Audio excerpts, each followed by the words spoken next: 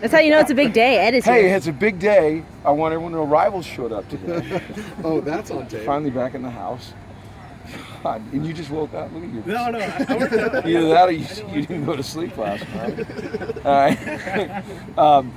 No, like yesterday and today were incredibly competitive practices, which is the way you get better. And it does a couple things. It shows me that these guys are still completely motivated to continue to try to reach their potential, and they're excited about playing again. And you kind of expect that out of this age group. I think sometimes we tend to forget that they're still young people developing, and you know, they're, in some sense, some of them are still kids, you know, and we're still teaching them and they're still learning. But when they're anxious to learn and they're anxious to compete, it makes it fun to coach regardless of the record is. So we're excited about the challenge we have on Thursday night in Boulder at Folsom Field, a place that when I was a little boy I used to run around. From 6 to 12, my dad coached there. I know that place intimately. Love playing there, and you know, we're going there to compete as hard as we can, and our goal obviously is to win, and our guys are excited about the opportunity.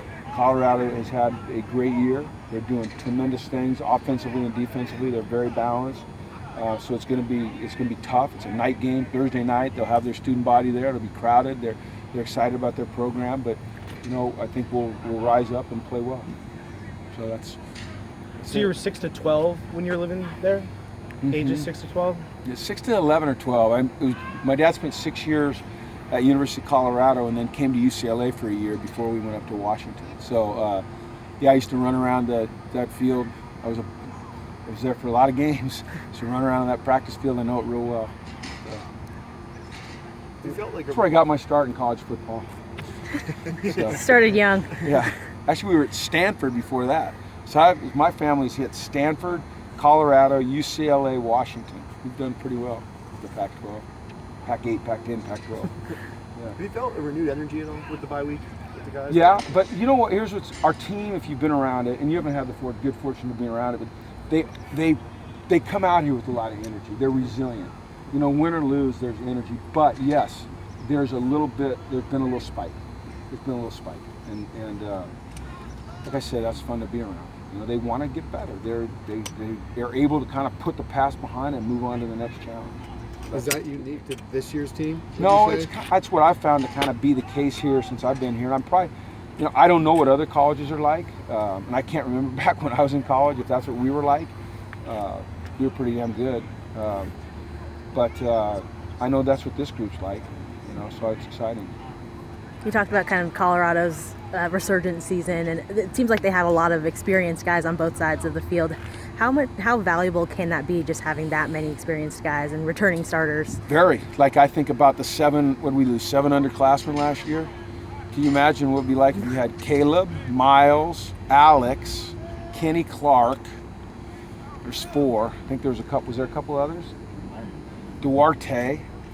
Paul Perkins. Paul Perkins.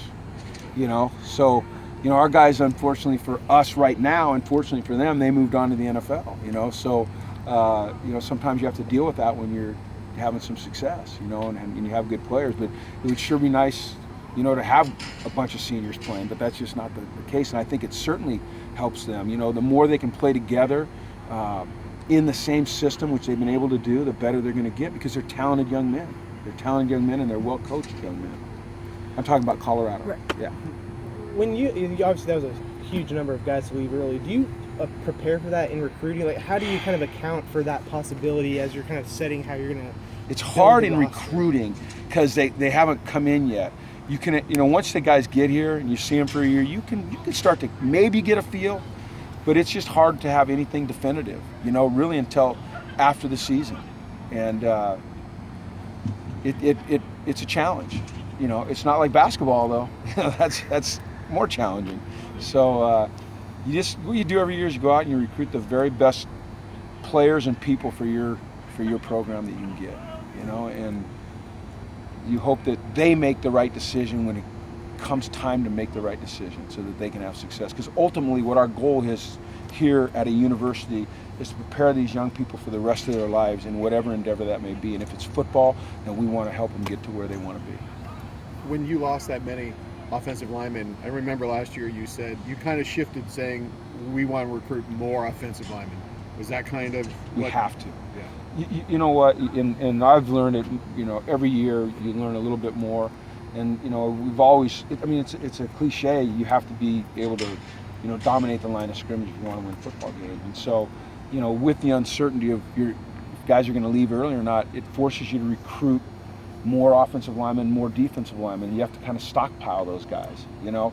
And then, you know, you factor in we've had some injuries, as other teams have had, at that position over the years, you know, so you get a little bit depleted at times. So we have to, I think we just have to oversign at that position, which means, you know, you only get so many scholarships each year. So you sometimes have to, you know, undersign at other spots. Right now, you know, we're recruiting offensive linemen hard. We want to build more and better depth. And, you know, unfortunately, you're going to miss on some guys. Unfortunately, you're going to hit on some guys that, you know, maybe you didn't know were going to be as good as they are. You know, Colton Miller's a great example. I mean, we all saw potential, but we didn't know he was going to turn into the type of player that he appeared that he was becoming before he got, you know, injured.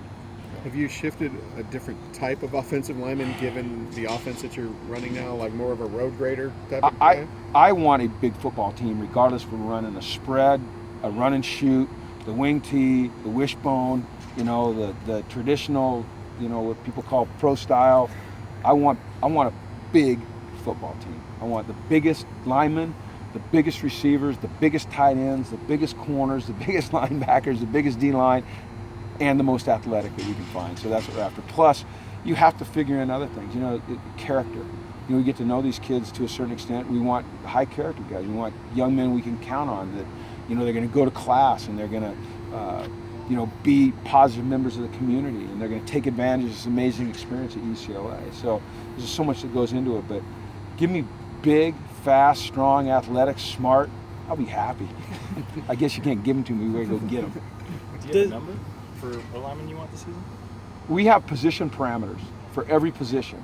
You know, variables that have indicated through research, you know, where you find the most success. So you have position parameters in terms of height, weight, speed, agility, bend, different types of things at every single position. It's easier to do that at the NFL level because you're dealing with a more mature athlete. At this level, they're still developing. You know, when you start recruiting a 15-year-old, you're not quite sure what he's going to be when he's 18, 19, 20. You're really very unsure. So it's a little bit more difficult. But yeah, you do have position parameters that we're looking for. And then you have characteristics, you know, character traits you're looking for. Both football character and off the field character. So, you know, you're trying to always do your best to match those things up. There also are times, though, that there's a guy that doesn't fit in your position parameters, but he's so exceptional. He is the exception that you go get him. The problem is if you start making everybody an exception, all of a sudden you have a really little team, or a really big fast, or big slow team, or you're just not very good. So. The research you mentioned, is that stuff that you guys have conducted here, or is it kind of you can here available where we've someone else has been? done it? You know, over the years, you know, it's like I said, it's harder here in the NFL. NFL draft rooms have particulars that are unbelievable. Like I can tell you this without hesitation. One of the reasons that Caleb Benenoch dropped with a team, and I'm not going to mention the team, is because the circumference of his knee did not meet their standards. So they are measuring his knee circumference. And they found that his knee, this is one team, not all 32, one team, they said, Caleb's knee is not thick enough, the circumference. He's off our draft board. It's that particular in the NFL. We can't afford to be that particular because we're dealing with, you know, offered a freshman. Can I say that legally? Yeah, that I think offered. so. I can't No tell you names. who. Sure. Offered a freshman the other day. That's a 14 or 15-year-old, and you're trying to predict what he's going to be when he's, you know, 18 or 19. It's hard. You didn't measure his knee? I did not. I measured his wrist. No. I mean, Not creepy No, I at all. can't talk to him. I know. Some of that stuff's weird. that's obviously very specific, the knee thing. Do you buy into stuff like that? I don't know if I buy into the knee. I buy into hand size, For what arm positions? length. Huh? For what positions for him, so? Quarterbacks, receivers, defensive backs. I look at arm length. Offensive linemen, you look at arm length. Defensive linemen, you look at arm length. I mean, there's so many things that you can't. It's so specific. Like when you go to the combine, it's so incredibly specific. And what's amazing, you go to the combine and they'll run all these tests, all these measurements, and they'll come out for pro day, and they'll do them all again. Oh my God, this guy grew a quarter of an inch. And in 3 weeks he didn't grow a quarter of an inch. Something's wrong here. But it's interesting. I've read in the past about